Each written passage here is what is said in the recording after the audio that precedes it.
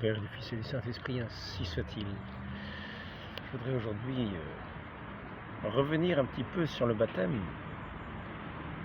J'ai fait de nombreux petits entretiens, montrer la nécessité absolue du baptême pour tous. Et dans certains lieux, à un moment où je m'étais trouvé dans la chapelle de Saint-Pie V, eh bien, j'utilisais ce catéchisme-là, le catéchisme de Saint-Pie V, qui était le livre de référence. Livre de référence que devaient utiliser les pasteurs à l'époque, depuis qu'il a été promulgué, comme étant le livre de l'enseignement des pasteurs, suite au concile de Trente. C'était une rénovation de l'Église. Après la réforme, il y avait un petit peu la contre-réforme pour venir, d'une certaine manière, mieux développer certains points de la foi, très précisément, et les pasteurs en cela, par ce livre qui était le catéchisme officiel de l'Église, du concile de Trente. Voici ce qu'il a dit en introduction. Ceux qui ont entrepris d'infester l'âme des fidèles ont fait paraître un très grand nombre de petits traités sous couleur de vraie piété. Les pères ont cru qu'il importait extrêmement que par l'autorité du Saint Concile, on vit paraître un livre où les pasteurs et tous ceux qui sont chargés d'enseigner pourraient puiser des vérités d'une foi, d'une certitude absolue et les transmettre aux fidèles pour leur édification. Ainsi, comme il n'y a qu'un seul Seigneur, une seule foi, il n'y aurait qu'une seule et même manière, une seule règle pour apprendre au peuple la foi chrétienne et tous les devoirs qu'elle impose. Ainsi, après cela, nous avons vu, pas pour parler du livre d'or. Par exemple, nous avions encore Léon XIII, 1899, que tous les séminaristes aient entre les mains et relisent souvent le livre d'or, connu sous le nom de catéchisme du Saint Concile de Trente ou catéchisme romain, dédié à tous les prêtres investis de la charge pastorale, catéchisme ad parochos, remarquable par la richesse et l'exactitude de la doctrine, précieux abrégé de toute la théologie dogmatique et morale. Léon XIII, 1899, et aussi Saint Pie X. Tous les curés et tous ceux qui ont charge d'âme feront le catéchisme fidèle en un langage facile et adapté. Ils se serviront pour cela, à cet effet, du catéchisme du Concile de Trente, Ad Cherubinimis 1905, Saint Pie X. Donc nous voyons au moment où je m'étais égaré, séduit. Après comme je l'ai déjà dit dans certains entretiens, je suis allé une fois, j'ai rejoint une communauté de Saint-Pie X, je suis passé là parce que je veux faire connaissance. Et puis, le supérieur de cette communauté m'a remis un livre, La crise de l'Église. Et j'ouvre ce livre devant lui et je tombe sur cette phrase de Paul VI qui dit ce concile n'étant pas de caractère, il me semble, dogmatique, étant de caractère pastoral, il n'y a pas de formule solennelle ayant un caractère d'infaillibilité, qui ont été apparemment définies. En gros, c'est ce que je lisais devant lui. Alors, j'avais été stupéfait en lisant ça, et puis je me dis, c'est quand même incroyable. On avoue qu'il n'y a pas de caractère d'infaillibilité, c'est-à-dire qu'on peut se tromper. Ce n'était pas comme ça qu'il fallait le comprendre ni l'entendre. Et d'ailleurs, un peu plus loin dans l'entretien, j'ai eu l'occasion de lire l'entretien entier, et non celui de Paul VI, et non pas simplement le petit bout du catéchisme qu'il y avait dans ce livre. Il disait que ça faisait partie du magistère ordinaire. Donc, à recevoir de toute évidence, parce que comme nous le savons, l'Église est fondée sur ce magistère vivant, institué par notre Seigneur dans ses apôtres, à qui il a donné la charge d'enseigner toutes les nations, ceux qui croiraient en leur parole vraie, bien sûr, parce qu'il ne peut donner cette autorité à ces paroles que si ce sont des paroles de vérité, pas d'erreur. C'est ce que l'Église nous enseigne ensuite de différentes manières. C'est-à-dire que il y a à la fois dans ce corps des évêques, cette infaillibilité, avec à la tête le pape, bien sûr. Il donne par lui qu'il est comme la source de la juridiction, c'est-à-dire cette juridiction qu'il reçoit de droit divin, et ensuite elle passe ensuite par lui pour se communiquer à toute l'Église, à tous les évêques, à ce corps enseignant pour ce qui tient du magistère. C'est lui qu'on appelle le magistère vivant, qui a charge d'enseigner. Donc en fait, ce concile réunissant ce magistère entier, ne pouvait évidemment pas donner d'erreur. Donc, mais je ne connaissais pas bien toutes ces histoires-là, évidemment. On ne connaît pas tout. Donc je me suis laissé séduire par ces paroles. Pas de parole d'infaillibilité, il n'y a pas de texte qui disent. Donc le pape lui-même est en train de dire qu'il n'y a pas d'infaillibilité, donc c'est peut-être, il n'y a pas de texte ayant une définition qui montre, de déclaration qui montre un caractère d'infaillibilité. Je n'en revenais pas, pour moi ça voulait dire, donc vous pouvez avancer, il y a peut-être des erreurs, attention, ça n'a plus aucune autorité. Évidemment, je ne vais pas tarder, après avoir lu ça, de lire la suite, parce que ça m'avait permis d'avoir ce regard biaisé pour lire toute la suite, toutes les petites critiques qu'il y avait, et toutes les dénonciations de ce qu'on voyait, qui étaient quelquefois des vrais scandales. Et donc je m'étais égaré, d'abord Saint Pie X, puis ensuite Saint Pie V. Mais en fait, ce concile ne pouvait pas sombrer dans l'hérésie, puisqu'il était le fait même du magistère vivant de l'Église, que le Christ a établi, indéfectible, infaillible, jusqu'à la consommation des siècles. On peut pas revenir sur ce sujet. Donc voilà, j'étais auparavant un petit peu égaré dans cette voie séduisante, avec ce qui semble être la tradition plus que la tradition, parce que qu'est-ce que la tradition sinon l'Église elle-même? L'Église elle-même. Il n'y a pas plus traditionnel, il n'y a pas plus tradition que l'Église, c'est-à-dire la transmission de la foi, la transmission de ce qui touche à tout ce qui tient du salut que notre Dieu nous donne sur cette terre, par cette médiation de son Église. Et donc, par ses ministres. Les ministres peuvent être pécheurs, mais ce corps enseignant, il ne peut pas chuter comme ça dans un seul mouvement, faire naufrage. Ce serait que les portes de l'enfer l'auront emporté. Donc, pendant un moment, je suis revenu à ce qui tenait la parole sûre, c'est-à-dire cet enseignement du concile, à partir du concile de Trente, de ce catéchisme. Donc, étant donné que c'était la règle de l'enseignement des pasteurs, c'est celui que je tenais aussi. Et nous voyons que la parole qui vient fonder la nécessité du baptême, c'est que nul ne peut entrer, c'est notre Seigneur Jésus-Christ qui le dit, nul ne peut entrer dans le royaume des cieux s'il ne renaît de l'eau et de l'esprit. De l'eau et de l'esprit, pas seulement de l'un ou de l'autre. Et c'est ce qui fonde la nécessité absolue du baptême pour entrer dans le royaume des cieux. Et c'est ce qui fonde tous ces enseignements qui sont les enseignements de l'Église.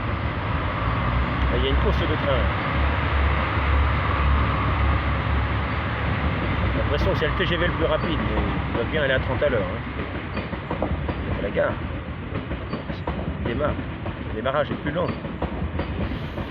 Donc je prenais ce livre.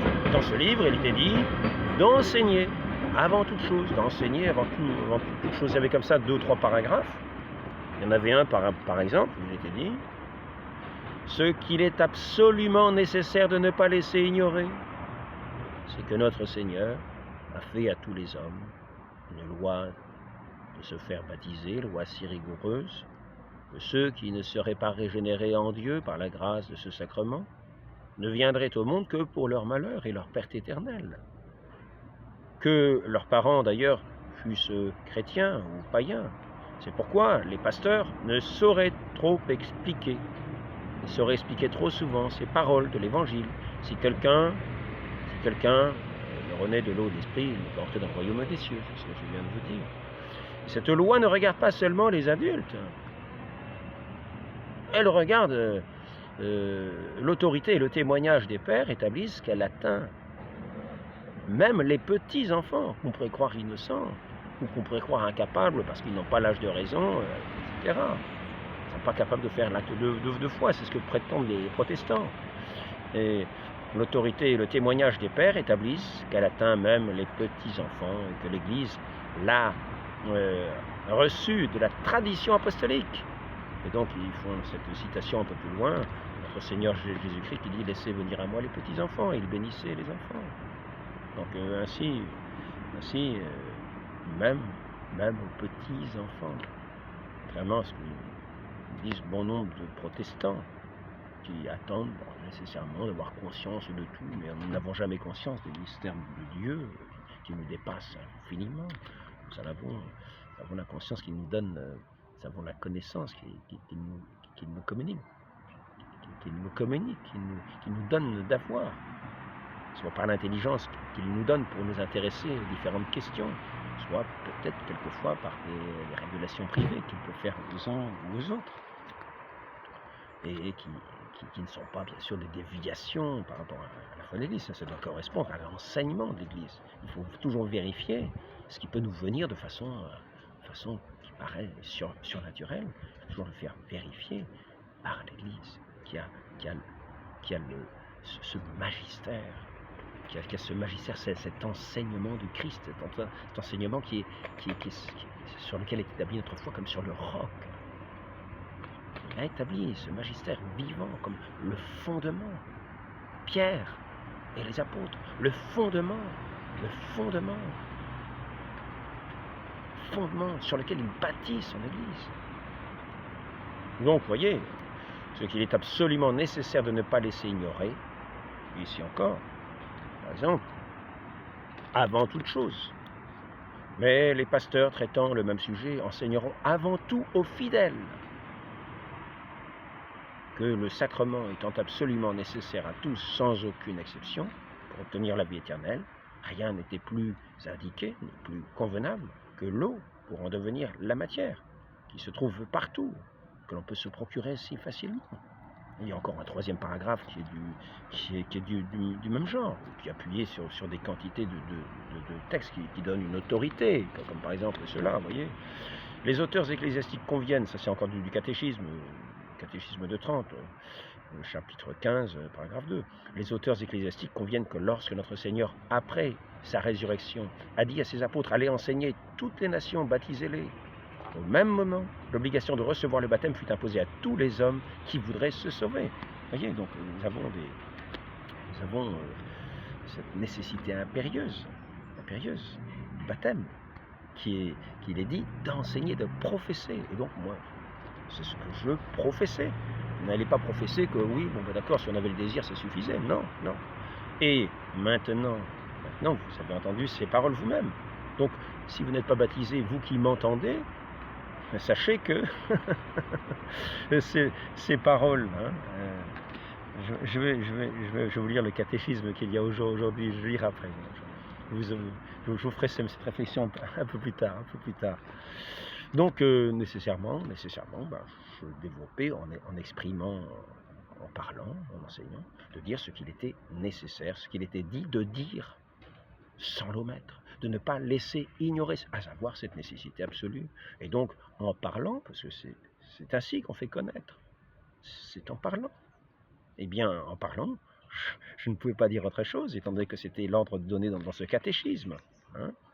Ce qu'il est absolument nécessaire de ne pas laisser ignorer, eh bien ici encore, mais les pasteurs traitant le même sujet enseigneront avant tout aux fidèles que ce sacrement étant absolument nécessaire, c'est ce qu'il fallait, c'est ce qu'il était dit d'enseigner.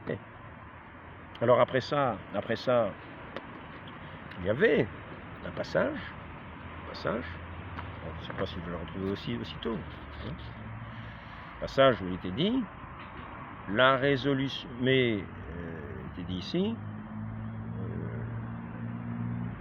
comme il est au sujet des adultes, comme ils ont l'usage de la raison, le désir est la résolution. C'est-à-dire, quand on a une résolution, on a la résolution parce qu'on connaît la chose. C'est ce qui est quand même marqué là. Donc, le désir est la résolution. C'est-à-dire qu'ils ont la connaissance explicite de la nécessité du baptême. Donc, ils ont la résolution. C'est ce qui est dit dans celui-là, en tout cas. La résolution de recevoir le baptême, joint au repentir de leurs péchés, leur suffirait pour arriver à la grâce de la justification.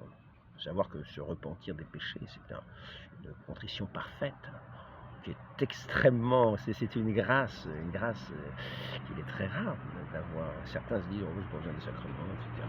Mais cette contrition parfaite, je les invite. Il y a des gens qui pensent que l'Église a chuté, que le magistère vivant est indéfectible et infaillible, qu'il a péri. Alors c'est un article de foi que notre Seigneur l'a établi et que les portes de l'enfer ne prévaudront jamais pour. C'est pour ça que le Concile ne peut pas avoir d'hérésie. Mais certains pensent que l'Église a chuté, qu'il n'y a plus de sacrement, ou valide ou légitime. Par conséquent, il reste sans sacrement. Le sacrement et la confession des péchés. Parce qu'il faut aussi avoir là, comment dire, cette contrition parfaite. Cette contrition parfaite pour avoir cet amendement. Et donc, il suffirait pour arriver à la grâce et à la justification, si quelque accident soudain les empêchait de se purifier dans les fonds salutaires. Et voilà, moi j'insistais en parlant, parce que c'est ce qu'il fallait faire connaître. Je ne pouvais pas dire autre chose que cela, donc j'insistais, je disais, la Providence nous conduit, il n'y a pas de raison qu'elle nous fasse manquer au baptême. Donc la Providence, mais voilà, tous les arguments, je les trouvais pour montrer la nécessité, parce qu'il était dit qu'il fallait, en enseignant, en parlant, en communiquant, montrer cette nécessité, et non pas dire que que le désir était suffisant. Non, il n'y a pas, il est bien dit dans d'autres passages, par exemple ici. C'est pourtant une vérité incontestable que jamais et pour aucune cause le baptême ne peut exister s'il n'est administré avec de l'eau. Oui, vous avez des quantités de textes qui montrent donc il y avait cet enseignement.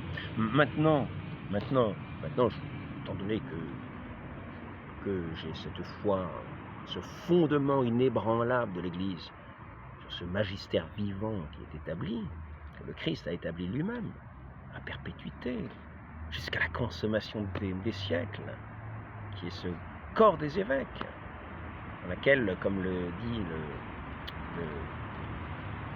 comme ceux qui professent, comment ça s'appelle déjà, antimoderniste, serment antimoderniste, je tiens fermement jusqu'à mon dernier soupir, jusqu'à mon dernier souffle, que ce critère infaillible de la vérité, qui a été et qui sera toujours dans le corps des évêques, dans l'épiscopat, qui ont succédé aux apôtres, ceux qui ont succédé aux apôtres, qui sera toujours, c'est le critère infaillible de la vérité. Serment antimoderniste, que ceux qui veulent le prononcer prononcent, ils croient en cela. Donc, j'ai repris, quand on découvre que cette juridiction de l'Église est toujours dans l'Église, on revient à l'Église nécessairement. Donc on prend le catéchisme, qui est le catéchisme qui a été promulgué par Jean-Paul II, parce que maintenant c'est celui-là, le catéchisme officiel, c'est celui de 1992. Et là, il n'est plus dit de dire,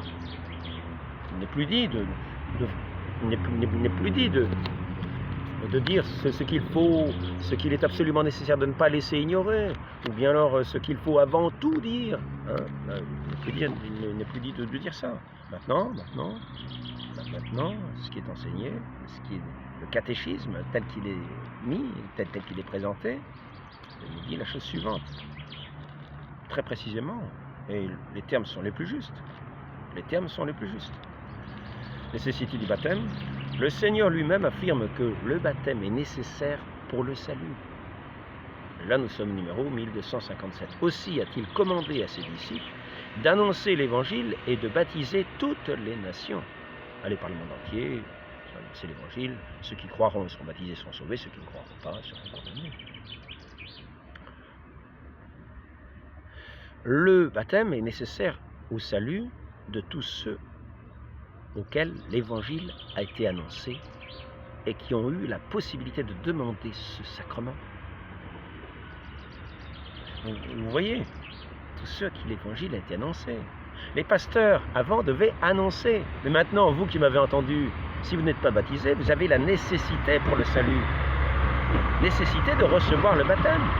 Parce que vous savez, vous avez cette connaissance maintenant. Vous voyez? Le baptême est nécessaire au salut pour ceux auxquels l'évangile a été annoncé. Je vous ai annoncé, c'est un évangile tout simple. C'est à vous maintenant d'entrer davantage dans cette connaissance de l'évangile, dans cette connaissance de cette nécessité du baptême et de faire les démarches. Parce que c'est une nécessité pour entrer dans ce royaume des cieux. Notre Seigneur Jésus-Christ nous a rachetés au prix de son sang, par sa mort sur la croix, au prix de son sang. Et c'est ce qui nous est signifié, c'est ce qui a été signifié lorsqu'il a été baptisé, lorsqu'il était plongé dans l'eau. Il préfigurait déjà sa mort. Et ensuite, quand il ressort de l'eau, nous voyons les cieux ouverts. Et ce Saint-Esprit qui vient, qui descend, qui se repose sur lui, il est le Christ, le roi de Dieu, le Christ, qui était le promis à Abraham, la descendance promise, donc il viendrait cette bénédiction. C'est sur lui, c'est lui qui est loin du Seigneur. Non pas loin, il n'est pas loin au loin, non, il a l'onction du Seigneur. Et c'est lui qui va nous communiquer la grâce, il va nous réconcilier avec notre Dieu. Avec notre Dieu, c'est-à-dire que nous étions pervertis, nous étions dans la prévarication, nous étions dans le péché, nous avions hérité de ce péché originel. Et c'est par ce Christ que nous recevons cet héritage. Et ce que nous allons recevoir, cet Esprit Saint, par le baptême, en étant plongés dans les eaux, comme étant morts avec le Christ et renaissant, régénérés dans cette eau sainte du baptême, à cette vie nouvelle du Saint-Esprit. Du Saint-Esprit, qui nous fait un avec le Christ, qui nous fait un avec les frères, qui nous fait un avec notre Père Céleste. Et donc, vous qui m'avez entendu maintenant, vous avez une nécessité pour le salut. Si vous croyez, vous avez une nécessité pour le salut. Allez, faire baptiser, c'est une nécessité. C'est sous peine de vous perdre. Ceux qui croiront et seront baptisés seront sauvés, ceux qui ne croiront pas seront condamnés. Donc maintenant, voilà, je vous ai annoncé cet évangile.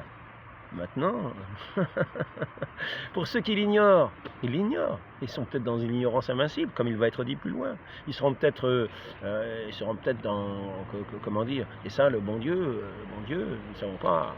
Ce n'est pas à nous de décider du jugement de Dieu sur chacun. Mais en tout cas, pour ceux qui entendent, c'est une nécessité absolue pour le salut. Donc, ayez confiance parce que si vous en avez le désir, Dieu saura bien vous conduire au baptême. Et comme nous l'avons vu auparavant, s'il arrive un accident, si vous avez cette contrition parfaite en vous, ce désir, cette résolution, bien. Donc maintenant je reviens ici, je reviens à ce qui est l'enseignement de l'Église, qui est énoncé tel qu'il est énoncé dans ce catéchisme de 1992, de Jean-Paul II. Alors, c'est pourquoi l'Église ne connaît pas d'autres moyens ici et là. Le Seigneur lui-même affirme que le baptême est nécessaire pour le salut. Nul ne peut entrer dans le royaume des cieux s'il n'est rené de l'eau et de l'esprit. C'est ça la phrase. Chapitre 3, verset 5 de Saint Jean, l'évangile selon Saint Jean. Aussi a-t-il commandé à ses disciples d'annoncer l'évangile et de baptiser toutes les nations. Le baptême est nécessaire au salut de ceux auxquels l'évangile a été annoncé et qui ont eu la possibilité de demander le sacrement. Qui l'ont, c'est pas compliqué. N'importe qui peut donner le baptême. Il vaut mieux aller en paroisse si vous avez la possibilité d'avoir le prêtre. Mais si vous n'avez pas, si vous êtes dans un désert en train d'écouter la tablette, eh bien sachez qu'il suffit d'un peu d'eau. Vous demandez à quelqu'un, même s'il n'est pas, même si c'est un païen, même si c'est un impie, même si c'est un communiste, si c'est un islamiste, demandez-lui. Et dites de vous baptiser au nom du Père, du Fils et du Saint-Esprit. Au nom du Père, du Fils et je te baptise, par exemple, si c'était pour moi, Alain, au nom du Père, du Fils et du Saint-Esprit, ainsi soit-il. Avec de l'eau. De l'eau, vous faites couler l'eau sur la tête, sur le front. Par exemple, vous baignez la personne entièrement. Il y en a qui se plongent 3 fois. Au nom du Père, plonge, au nom du Fils, plonge, au nom du Saint-Esprit, plonge entièrement. Donc, l'Église, mais simplement, sinon, quelques gouttes d'eau sont suffisantes. Le Christ ne dit pas qu'il faut se plonger entièrement. Non. Il dit, si on aurait de l'eau et de l'esprit, donc l'eau est suffisante. Le baptême est nécessaire pour ceux auxquels l'Évangile est annoncé, qui ont eu la possibilité de demander ce sacrement. L'Église ne connaît pas d'autre moyen, ne connaît pas d'autre moyen. L'Église ne connaît pas d'autre moyen que le baptême pour assurer l'entrée dans la béatitude éternelle. Elle n'en connaît pas d'autre. Comprenons bien les mots. Comme par exemple, on dit qu'on a la connaissance qu'un tel est un assassin. Ben, on le sait, donc il va passer en jugement, il va voir sa peine. Et là, nous avons la connaissance. Il ne s'agit pas simplement d'une... comment ça s'appelle, une conviction très forte. La conviction ne suffit pas pour porter un jugement. J'ai la conviction. Alors là, il faut faire attention, parce qu'on a la conviction qu'un tel est un assassin, que c'est un tueur en série, soyons très prudents. Mais si nous savons, il peut passer en jugement. C'est différent, si nous avons les preuves. Donc ici, l'Église ne connaît pas d'autre moyen que le baptême pour assurer l'entrée dans la béatitude éternelle. C'est pourquoi elle se garde de négliger la mission qu'elle a reçue du Seigneur, de faire renaître de l'eau et de l'esprit. C'est la prédication de la pénitence. Parce que nous sommes pécheurs, nous devons prêcher la pénitence et le baptême. Donc, la mission qu'elle a reçue du Seigneur de faire renaître de l'eau et de l'esprit tous ceux qui peuvent être baptisés. Dieu a lié le salut au sacrement du baptême, mais il n'est pas lui-même lié à ces sacrements. Depuis toujours, cependant, l'Église garde la ferme conviction que ceux qui subissent la mort en raison de la foi, sans avoir reçu le baptême avec l'eau, c'est une ferme conviction, sont baptisés par leur mort pour et avec le Christ. Ce baptême de sang, comme le désir du baptême, porte les fruits du baptême sans être sacrement.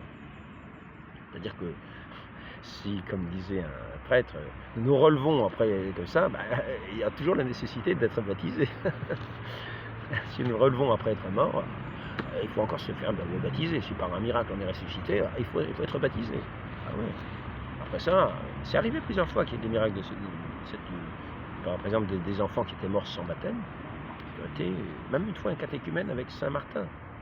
Une fois, c'est un enfant une fois il y avait Sainte Jeanne d'Arc, un enfant qui était mort sans baptême. Il a été ressuscité et il a été baptisé. Après ça, je ne sais plus s'il est mort à nouveau ou pas. Donc, pour les catéchumènes qui meurent avant le baptême, leur désir explicite de le recevoir, uni à la repentance. Donc là, on ne dit pas qu'il faut dire. On ne dit pas ici qu'il est à dire. Mais ce qu'il est absolument nécessaire de ne pas laisser ignorer, c'est que notre Seigneur a fait à tous les hommes. Voilà. Ici, donc, quand on entend cela, on a obligation d'être baptisé. Il ne s'agit pas de dire le désir de ceux qui ne savent pas suffit. Non, on pourrait se dire moi je ne suis pas forcément bien, donc non, vous avez entendu, ceux qui ont entendu ont l'obligation. Oui, il faut y réfléchir un petit peu, il faut y réfléchir. Et après ça, c'est de cette manière, le baptême est la porte de l'Église, donc nous sommes formons un seul corps. Nous sommes en communion, nous entrons en communion, parce que le baptême efface tous les péchés. Nous sommes sur cette communion de l'Esprit Saint. Nous sommes frères, ayant unis à notre Seigneur Jésus-Christ. Il est venu nous racheter cette emprise de Satan, de cet esclavage du péché, pour nous régénérer cet Esprit Saint, faire que nous entrions dans notre plénitude de notre humanité, à l'image de Dieu et à sa ressemblance. Alors, pour les catéchumènes qui meurent avant leur baptême, le désir explicite de recevoir, uni à la repentance de leurs péchés et à la charité, mais ce n'est pas à nous de juger, on n'en sait rien de leur... parce qu'ils sont catéchumènes, qu'ils ont vraiment la contrition parfaite, le désir parfait, tout parfait, il faut avoir les dispositions. Saint Augustin, d'ailleurs, c'est le père... comment il s'appelle, Karl Rahner qui disait ça. Vous ne croyez pas, lui, au baptême de désir. Enfin bon, je ne vais pas revenir, moi je lis le catéchisme. Donc, le péché et la charité, donc nous ne savons pas la disposition de la personne, donc nous ne pouvons pas dire il est sauvé, il était catéchumène, il est sauvé. Ben non, ce n'est pas un baptême, il faut avoir la disposition disposition intérieure que Dieu me connaît. Il y a une nécessité, donc il est en démarche quand on va baptiser. Faisez la démarche. Donc, au fond du cœur, le jugement de Dieu, nous ne connaissons pas.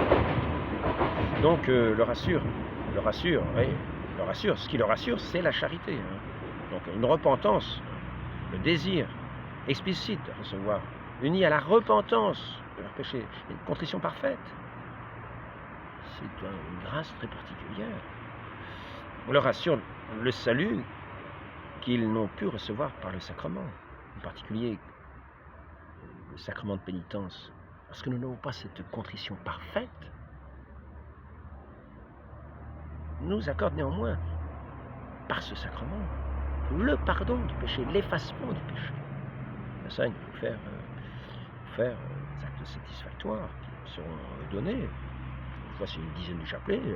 Avant, ça peut être un pèlerinage entier, suivant la gravité des péchés. Puisque le Christ est mort pour tous, que la vocation dernière de l'homme est réellement unique, à savoir divine, nous devons tenir que l'Esprit Saint offre à tous, d'une façon que Dieu connaît, la possibilité d'être associé au mystère pascal. Tout homme qui, ignorant l'évangile du Christ et son Église, cherche la vérité et fait la volonté de Dieu selon qu'il la connaît, peut être sauvé. Mais qui est dans cette disposition? Nous n'en savons rien. Et en tout cas, tous ceux qui ont connaissance ont nécessité absolue de se faire baptiser. Donc, prenez les dispositions, vous qui m'avez entendu, car vous savez, vous n'êtes pas dans cette ignorance. S'il arrive un accident, si vous êtes dans des bonnes dispositions, sachez en tout cas que le baptême effacera tous vos péchés. Le baptême effacera tous vos péchés. Si vous en avez au moins une certaine disposition, le désir, il faut avoir le désir. Car le baptême n'est imposé à personne, il faut avoir le désir. Nous entrons par ce désir dans cette église. L'eau ne suffit pas, il faut avoir le désir du baptême. À ce moment-là,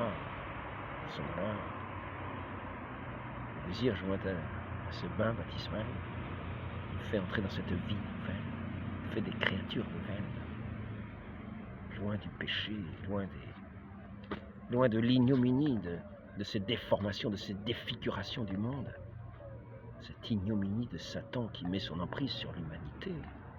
Nous sommes renouvelés intérieurement d'un cœur pur. Et si nous mourons aussitôt après le baptême, nous allons directement dans la gloire de Dieu, dans cette union, de cet amour divin, dans cette jouissance de cette gloire divine. On peut supposer que de telles personnes auraient désiré explicitement le baptême si elles l'avaient connu la nécessité. Mais ça, ce n'est pas à nous d'en juger. Bon. Les enfants morts sans baptême, l'Église ne peut que les confier à la miséricorde de Dieu, comme elle le fait dans les rites des funérailles pour eux. Voilà. Que l'Église nous enseigne, donc je tenais à dire, je mets au goût du jour. Donc maintenant, l'enseignement n'est plus pas de dire tel qu'il était dit dans ce livre-là. Je veux dire, la nécessité n'était pas de dire le baptême est suffisant, le désir est suffisant. Non, il est dit de dire que l'eau est nécessaire. Donc ceux qui ne le disent pas en étant dans le désir, c'est vrai qu'ils ont un certain manquement. En tout cas, à vous tous qui avez entendu, je prierai aussi à votre attention afin que vous puissiez arriver à cette entrée dans ce royaume des cieux. Christ, par sa mort et sa résurrection, il nous a ouverts, et qui a plongé dans cette eau, devant Saint Jean-Baptiste, et qui a vu ce ciel ouvert, cet Esprit Saint venir au-dessus de lui, reposer au-dessus de lui, qui viendra dans vos cœurs, parce que vous recevrez ce sacrement du baptême. Demandons cette grâce à la très sainte Vierge Marie, qui est la mère de l'Église, la mère de notre Seigneur, celui qui est la tête de l'Église, auquel nous sommes unis, le Marie conçu sans péché, mère de l'Église, Reine de France, priez pour nous et Reine du monde entier, Priez pour nous au nom du Père et du Fils et du Saint-Esprit, ainsi soit-il.